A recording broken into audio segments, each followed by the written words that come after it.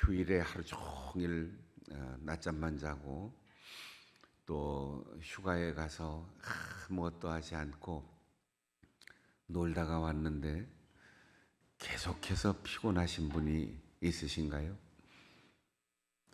쉬어도 쉬어도 끝이 없고 아무것도 하지 않았는데도 기력이 없어서 왜 이렇게 인생이 피곤해 하는 부정적인 생각이 드는 분이 있으신가요? 잘못 쉬었기 때문에 그래요. 덜 쉬었기 때문에 그래요. 우리가 노동을 멈추고 땀 흘리지 않고 가만히 있으면 쉬는 것이라고 생각하는데, 오늘 예수님께서는 안식일을 정확하게 지키고 절기를 지키고 또 밤낮을 잘 가려서 살아가는 사람들에게 나에게 와서 진짜 쉬는 게 뭔지를 배워라. 내가 너희에게 진짜 쉬는 것, 참 안식을 주리라. 그렇게 말씀하시면서 수고, 땀 흘려 일하는 사람, 무거운 짐, 여러 가지 책임을 맡아서 애쓰는 사람, 그 사람들 다 오라고 했어요. 내가 너희를 쉬게 하리라. 그러면서 나의 멍에를 메고 내게 배우라. 쉬라고 하면서 또 멍에를 메라고 해요. 멍에를 맨다고 하는 것은 시골에 살지 않은 분들은 잘 모르겠지만, 이 소가 멍에를 매면 그 멍에에다가 수레를 연결하든지 아니면 쟁기를 연결해서 등의 껍질이 벗겨질 정도로 힘들게 일을 해야 돼요. 그런데 멍에를 메고 지금까지 수고하고 무거운 짐을 지고 애쓴 사람들이 쉴 수 있는 길을 열어주신다는 거죠. 참 모순됩니다.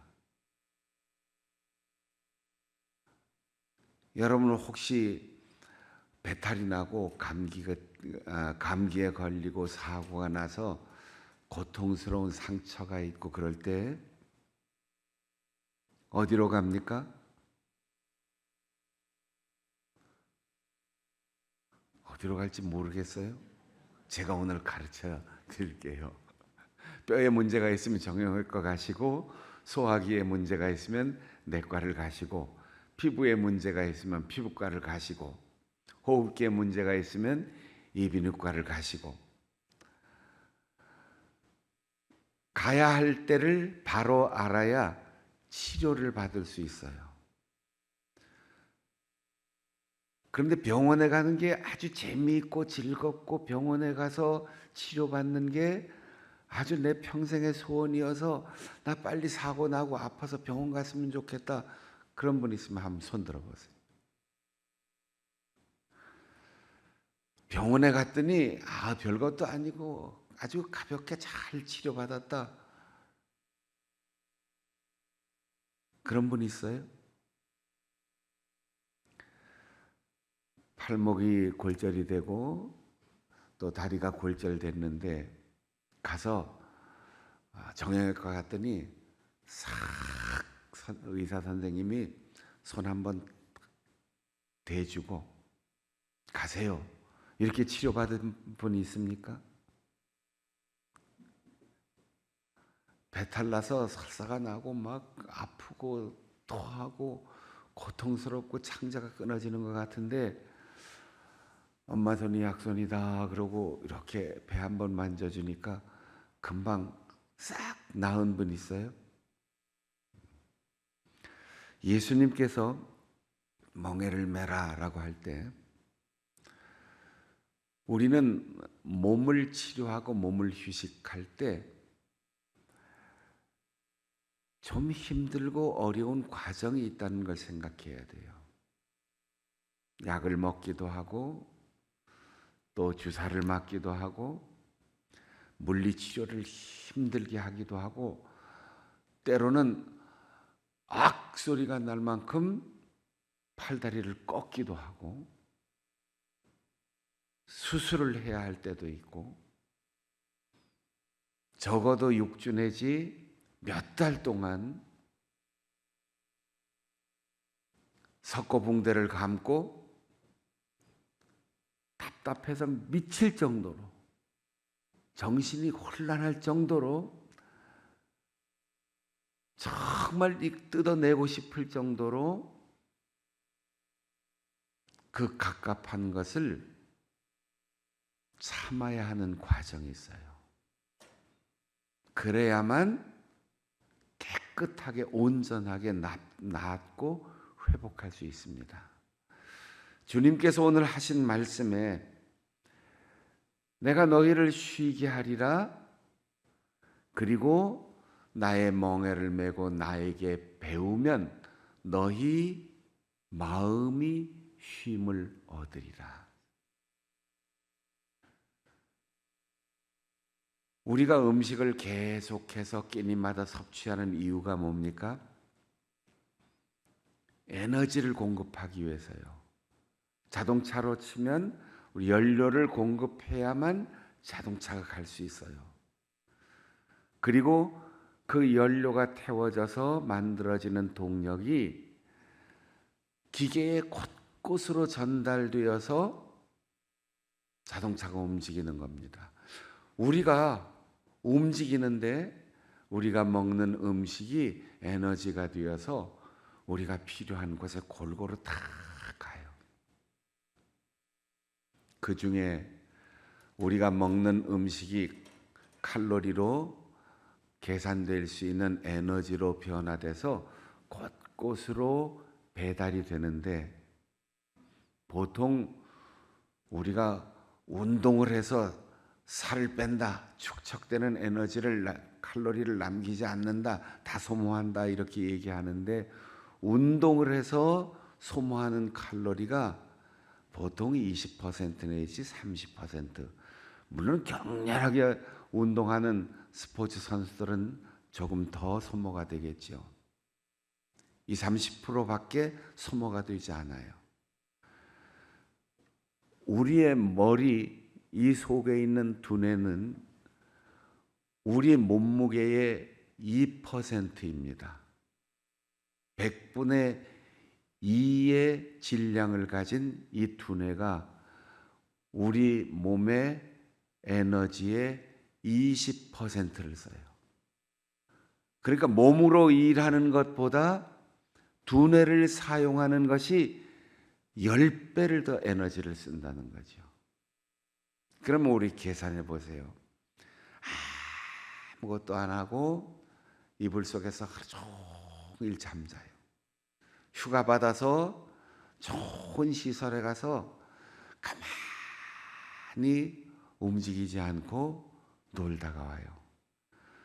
그런데 이불 속에 들어가서 잠 못 자고 낮에 그 직장 상사 암흑의 부장이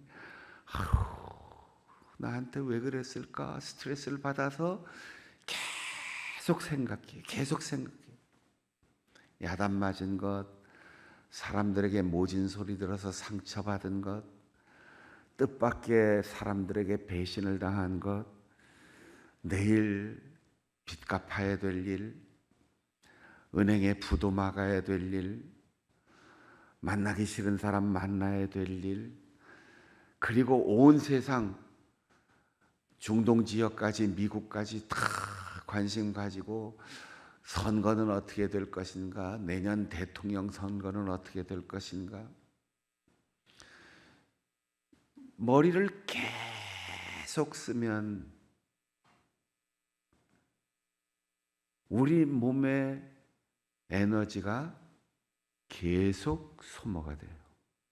그러니까 몸을 움직이지 않아도 두뇌를 쉬지 않으면 그 사람에게는 진정한 쉼이 없는 거예요. 여러분 자동차 운행 1m도 안 하고 1km도 가지 않고 아무 데도 가지 않고 제자리에서 엔진을 걸어 놓으면 에너지가 소모가 될까 안 될까요? 자동차 시동만 걸어 놓고 공회전을 계속하면 휘발유 소모 될까 안 될까요? 국가에서 강조하잖아요. 차 서 있을 때는 엔진을 꺼라. 우리가 마치 자동차 공회전 시키는 것처럼 이 두뇌를 쉬지 않으면 끊임없이 계속해서 우리의 에너지가 소모가 되니까 피곤이 사라지지 않는 거예요. 진정한 휴식은 마음까지 쉬어야 하고 그 마음을 쉬게 하려면 복잡한 우리의 어깨에만 짐이 있는 게 아니에요. 우리의 손발에만 땀나고 수고하는 게 아니에요. 우리의 두뇌가 고민할 때.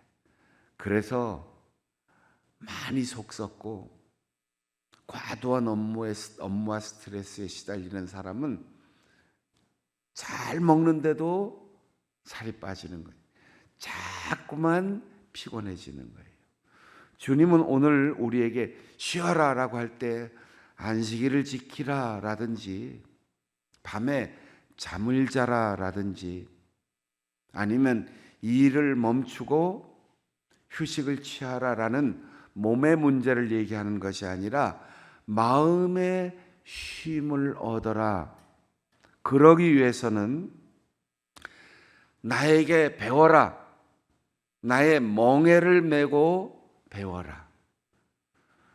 멍에란 말은 소나 말이나 노새에게 힘든 짐을 져야 된다 이런 뜻인데 우리가 이제 피곤해. 정말 힘들어. 나이도 먹었어. 요즘 직장과 집에서 일이 과도해. 교회 일은 좀 내놓으면 좋겠어. 그리고는 찬양대도 좀 이제는 이 나이에 내가 하랴. 젊은 애들이 해라. 교사도 내놓고 싶어. 구역장도 하기 싫어. 이제 교회 조직도 다 없었으면 좋겠어. 예배만 끝나면 다 집에 갔으면 좋겠어. 남전도회다, 여전도회다, 안수집사회다, 권사회다, 당회다, 무슨 교회학교 교사회다, 구역에다가 일이 너무 많아. 다 내려놓고 싶어. 그럴 때 주님께서 그것 때문에 피곤한 게 아니다. 그 멍에를 매야만 너희의 마음에 쉼을 얻을 텐데 그 멍에 사명, 사역을 감당할 때 나에게 두 가지를 배우라 그랬어요. 첫 번째, 나는 마음이 온유하고 두 번째, 나는 겸손하다. 마음의 쉼을 얻지 못하는 까닭은 마음이 피곤해서 육체의 피곤까지 그래서 마음의 병이 들고 육신의 병이 들고 그것 때문에 삶이 고달픈 이유는 사명을 내려놓았기 때문이고 사명을 감당해도 예수님께 배우지 못하기 때문에 곧 온유와 겸손을 배우지 못했기 때문이다. 교회에서 아무리 목사, 장로, 권사, 집사 이런 다른 사람들이 막 박수 쳐주는 직분을 받았고 그 사람 없으면 우리 교회 일 안 될 것 같아. 그 사람 없으면 우리 교회에 일할 사람 없어. 한 사람이 두 가지, 세 가지, 10가지 이렇게 일을 맡아 한다 하더라도 예수님의 온유한 마음을 배우지 못하고 사역을 감당하면 늘 교회에서도 피곤하고 집에서도 피곤하고 직장에서도 피곤하고 인생이 피곤하다는 거예요. 온유란 말이 뭡니까? 제가 아주 우리 교회 와서 이 온유란 말 나올 때마다 아마 17년 동안 170번도 더 얘기했을 것 같아요. 온유란 말은 바보같이 얌전하다 이런 뜻이 아니고 길들여진다는 뜻이에요. 사나운 맹수라도 길들여지면 있는 힘은 그대로 가지고 있지만 주인이 쓰라고 할 때 그 힘을 쓰고 주인이 안 돼 하면 어떤 힘을 가졌어도 쓰지 않는 주님이 말씀하시는 대로 행동하는 길들여진 상태. 그걸 온유라고 해요. 주님이 힘을 써! 그러면 힘을 써야 되고 아무리 힘을 쓰고 싶어도 주님이 절제해. 그러면 절제할 줄 아는 이 절제하는 훈련이 된 사람을 온유하다 그랬어요.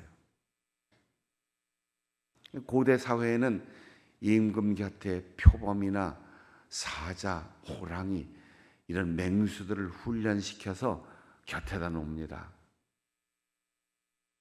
그러면 임금님을 뵙기 위해서 신하들이 싹 들어갔을 때 무섭잖아요. 맹수가 옆에 있는데 낯선 사람이 이렇게 오면 옆에서 맹수가 으르릉 하면 공포에 떨겠지요. 임금이 앉아. 안 돼. 그럼 탁 앉아서 꼼짝도 안 합니다. 그때 임금을 존경하게 되는 거죠. 이야, 굉장하다. 이게 온유라는 거예요. 온유. 우리는 온유와 정반대의 인생을 살아요.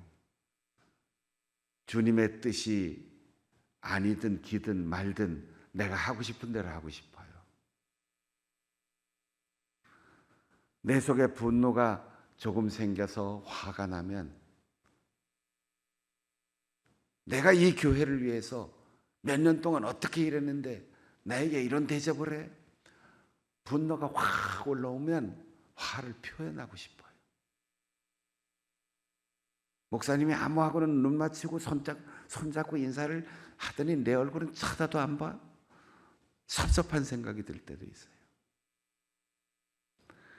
내 돈이니까 내 맘대로 쓸 거야. 내 시간이니까 내 맘대로 쓸 거야. 누구도 잔소리하는 거 듣고 싶지 않을 때가 있어요. 그렇게 길들여진 훈련된 결과로 자기 통제가 가능한 온유한 마음, 그리고 다른 사람과의 관계에 있어서 자기 주장, 자기 말 하고 싶을 때도 입 다물고 조용히 기다리는 온순한 태도, 이것이 온유이고, 다른 사람을 대할 때 감동을 줄 수 있을 만큼 친절하게 대하는 것, 이것이 온유입니다. 여러분, 화가 날 때, 속상할 때, 특별히 교회에서 어떤 직분을 맡아서, 요즘 식당 문을 못 열지만 식당에서 일할 때든 청소할 때든 아니면 안내할 때든 주님이 나를 조정하시는 대로 움직일 수 있도록 온유한 마음을, 멍에를 메고 훈련을 받으세요. 다른 사람하고 서로 관계를 가지고 서로 만나서 함께 사역할 때 온순하고 친절하게, 그것도 지나칠 만큼 다른 사람이 감동할 수 있도록 조용하게 일하세요. 진짜 일 잘하는 사람은 소리가 안 나요. 일 잘 못하는 사람의 소리가 요란한 거죠. 관대한 마음으로 다른 이의 이야기를 듣고 그 태도와 주장을 받아들일 수 있을 때 이것이 온유한 마음입니다. 원래를 할 때도 직원회를 할 때도 마찬가지예요. 저도 지방회에 가서 회의를 할 때나 또 교단 총회에 가서 회의를 할 때도 의장! 하고 일어나서 한마디 하고 싶을 때가 있어요. 그런데 조금 기다리고 가만히 참으면 내가 생각하는 거 다른 사람이 다 생각하고 있더라고요. 내가 발언할 거 다른 사람이 다 발언하더라고요. 꽉 막혀서 앞뒤가 정말 답답해서 회의 진행이 안 될 때 풀어줘야 되겠다. 그럴 때 나가서 한마디 하는 거 외에 누가 잘못했다, 누가 틀렸다 이런 얘기는 제가 해본 적이 없어요. 나만큼 생각 안 하는 사람, 나만큼 지혜 없는 사람, 그런 사람 없어요. 다 우리 비슷비슷해요. 그러니까 말하고 싶을 때 조금만 기다리면 다른 사람이 다 얘기한다고요. 또 내가 지금 이해를 못해서 그런 것이지 상대방이 잘못한 게 아니에요. 조금 더 귀담아 들으면 이해가 되는 거예요. 여러분 중세기 때 교회와 과학이 부딪힌 적이 있습니다. 지구가 돈다, 태양은 제자리에 있다. 그것 때문에 수많은 사람이 죽었어요. 신앙과 과학이 충돌할 때 그때 신앙을 빙자해서 권력을 행사하면 나중 역사에 우스갯거리가 됩니다. 우리가 아직 몰라서, 우리가 모르는 게 너무 많아서. 그래서 조금 더 기다리면 과학자들이 연구하고 더 발견하고 더 이해하고 연구하면 아하, 하나님의 말씀인 줄 우리가 굳게 믿었던 그 말씀이 내가 잘못 이해하고 있는 거였구나. 하나님의 말씀이 이 뜻이었구나. 알게 되는 거예요. 태양이 동쪽에서 떠올라서 서쪽으로 간다. 이것이 중세기까지는 태양이 움직인다는 말씀으로 알았지만 천문학이 발전하고 과학에 대한, 세상에 대한 이해가 더 발달하니까 아하, 지구가 도는데 우리가 볼 때는 태양이 움직이는 것처럼 보이는구나. 모순이 있을 게 없어요. 그런데 모르니까, 자기가 아는 게 다라고 주장하니까 부딪히는 거예요. 조금 더 기다리자, 조금 더 너그럽게 생각하자, 조금 더 친절하게 하자. 그리고 내 마음을 내가 움직이고 내 힘을 내가 쓰지 말고 반드시 주님의 명령에 따라서 조정받자. 이게 온유한 마음입니다. 그 다음 겸손을 배우라고 했어요. 우리가 피곤한 까닭은 아이고, 여러분 보고 얘기하면서 시험들을 또 있으니까 아유 좀 멍청해. 어떻게 저렇게 머리가 안 돌아갈까? 아유 왜 저렇게 못 배웠을까? 모자랄까? 이러니까 막 속이 터지고 답답한 거죠. 다른 사람의 이야기를 가만히 듣고 깊이 새기면 내가 하고 싶은 말만 하려고 생각하지 말고 가만히 들어보면 야, 장로님 어쩌면 그런 생각을 하셨어요. 목사님 정말 제가 오늘 말씀 듣고 깨달았습니다. 권사님 그 말씀 해주시니까 내가 속이 시원하네. 깨닫는 게 온단 말이에요. 상대방을 나보다 낮게 여기고 내가 스스로 낮아지는 겸손. 예수님이 이 땅으로 내려오셨기 때문에 하나님의 뜻이 이 땅에 이루어졌어요.